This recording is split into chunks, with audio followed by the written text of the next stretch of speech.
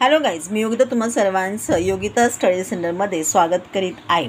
आता आपण पुढचा थेरम पाहणार आहोत. The ratio of the intercepts made on a transversal by 3 parallel lines is equal to the ratio of the corresponding intercepts made on any other transversal by the same parallel lines. काहीही कळलेलं नाही आहे. ठीक आहे. त्याच्या अगोदर आपल्याला एक ॲक्टिव्हिटी सांगितलेली आहे आणि मग हा थेरम समजून घ्यायचा आहे. तर आधी आपण ॲक्टिव्हिटी बघूया. आपल्याला काय काय करायचं आहे. Draw 3 parallel lines.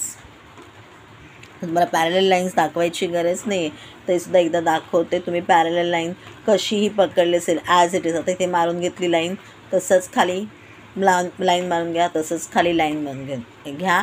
आपल्या 3 पॅरलल लाईन्स मारायच्या आहेत. तर 2 ट्रान्सव्हर्सल करायच्या आहेत. Draw 3 parallel lines, label them as LMN. Draw transversal T1 and T2. आता मग ट्रान्सव्हर्सल पॅरलल मारायच्या नाही, त्यामुळे ट्रान्सव्हर्सल कशी मारू शकता. अशी मारा, अशी मारा, दुसरी अशी मारा, कशीही मारा. ठीक आहे.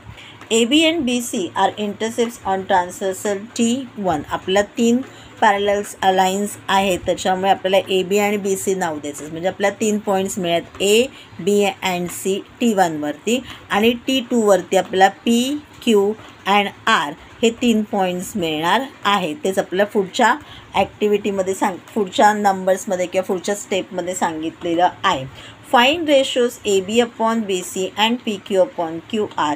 You will find that they almost equal. तुम्हाला हवं असेल तर तुम्ही डिवायडरच्या थ्रू त्याची एक्झॅक्टली मेजर घेऊन तुमच्या पट्टीवरती मोजून बघितलं तर तुम्हाला ही गोष्ट कळणार आहे. ते तुम्हाला एक्झॅक्ट रेशोजमध्ये मिळणार आहेत.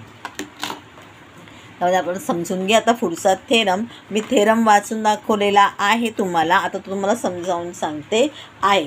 ज्यावेळेला 3 लाईन्स असणार आहे त्यावेळेला आपल्याला जो रेशो मिळणार आहे म्हणजे AB इक्वल टू PQ. म्हणजे जेवढी ह्याची लाईन असेल तेवढीच ही सुद्धा लाईन असेल. एक्झॅक्ट मेजरमध्ये नाही, पण त्या प्रपोर्शनमध्ये असेल.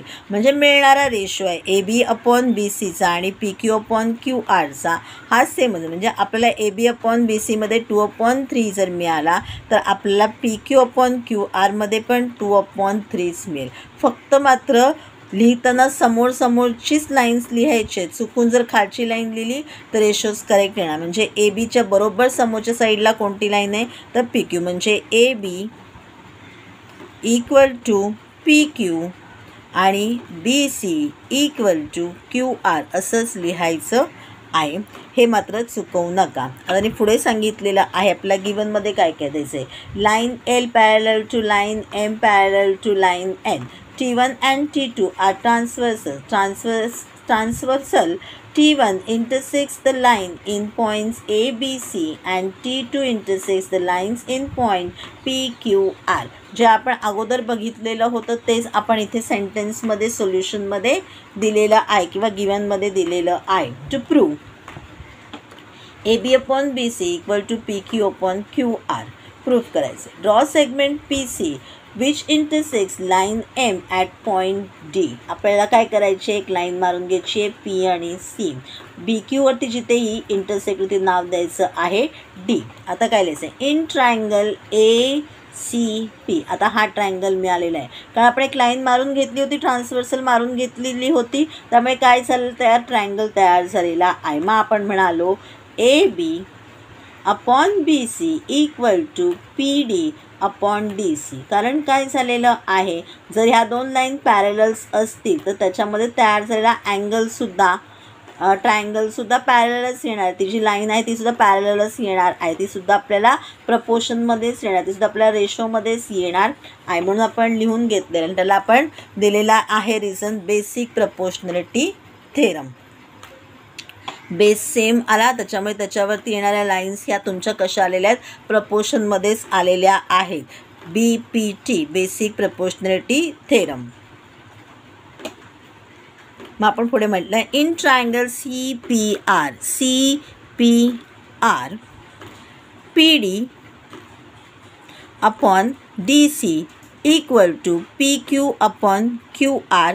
सेकंड तुमचं इक्वेशन आलेलं आहे. रिझनसुद्धा सेम आहे, बेसिक प्रपोर्शनॅलिटी थेरम. मग आता काय झालं, P D upon D C same आलेलं आहे 1मध्ये आणि 2मध्ये. म्हणजे मग A B upon B C equal to P Q upon Q R पण येईल. म्हणून आपण ते एकत्र करून लिहिलं. Therefore A B upon B C equal to P D upon D C equal to P Q upon Q R from 1 and 2. Therefore A B upon B C equal to P Q upon Q R.